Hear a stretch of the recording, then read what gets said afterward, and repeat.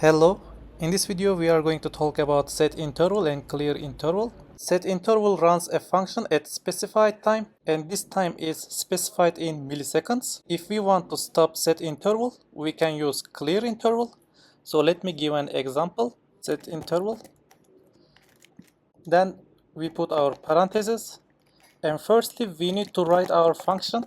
So let's say our function here and comma. Then we need to specify the milliseconds. So let's say 1000. So 1000 millisecond is going to be 1 second. So this means that this function is going to work in every 1 second. So let's start. Document.write hello world. So let's see.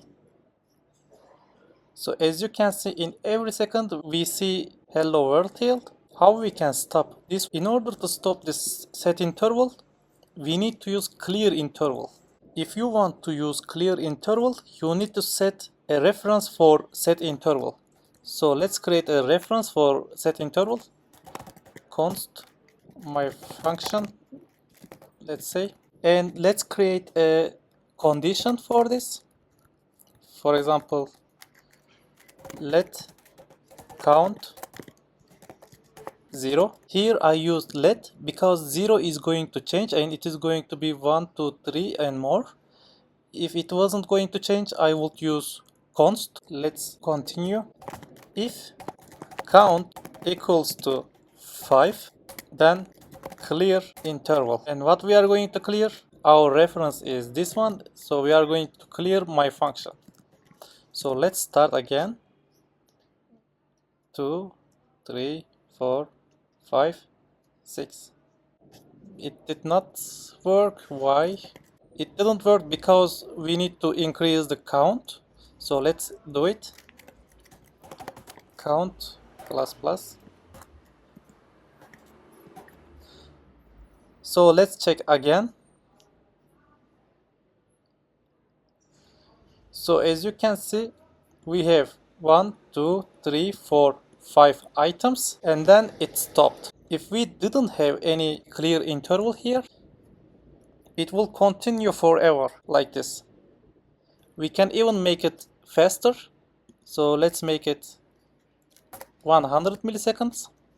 So as you can see, it is even faster now. So let's make an example about this setInterval and clearInterval. We are going to create a progress bar. And this progress bar is going to be dynamic. When the progress bar is over, then we are going to use clearInterval and stop the setInterval. So let's start. In order to give a container, I am going to use div and class container. I am going to have one more div in order to put our progress bar. So it is going to have class again. And this is going to have progress bar. So let's style this firstly. Let's center these items. Width 100 VW. Height 100 VH. In order to center my progress bar, I am going to use flexbox. Display flex. Justify content center. Align items center. Let's style our container. Width, let's make it 600 pixels. Height, let's make it 50 pixels. And background color, let's make it gray. And let's see how it seems. It seems like this. Let's style our progress bar. Progress bar. Width is going to be 100%. Height is going to be 100% again. And background color can be green. So now this is okay, but we want to make it dynamic. So we need to use JavaScript here and make it dynamic. Now we are going to use setInterval and DOM manipulation. So let's start. We need to make it 0 firstly because we are going to start from 0. And now we need to get our HTML element by using DOM manipulation. const progress bar element document dot query selector progress bar. So here I got my HTML element. So we can write our set interval now. Firstly, I am going to create a reference const dynamic progress bar set interval. So we can make it 100 milliseconds and we can write our function here. So we should style our HTML element by using JavaScript. So progress bar element dot style dot background color, not background color, width, and it should have 30% for example. Let's check if this code is working. So now it is 30%. Let's make it 70%. Yes, our code is working. So now we need to make it dynamic. So firstly, I am going to create a count again.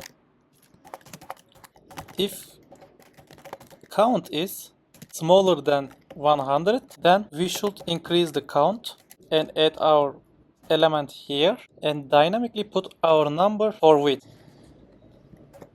Here count and our percent. Now let's see. Now we see it works.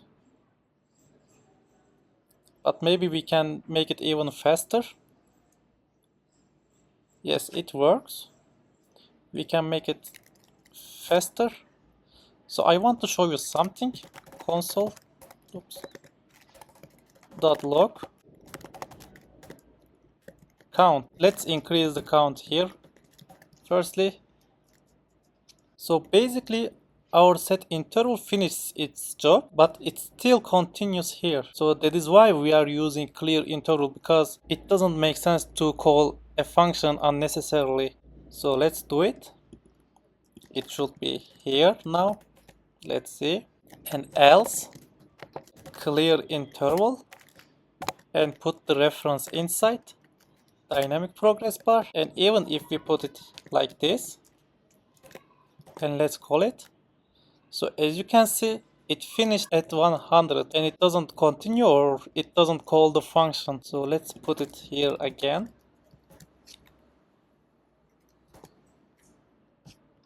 Let's make it a little bit slower.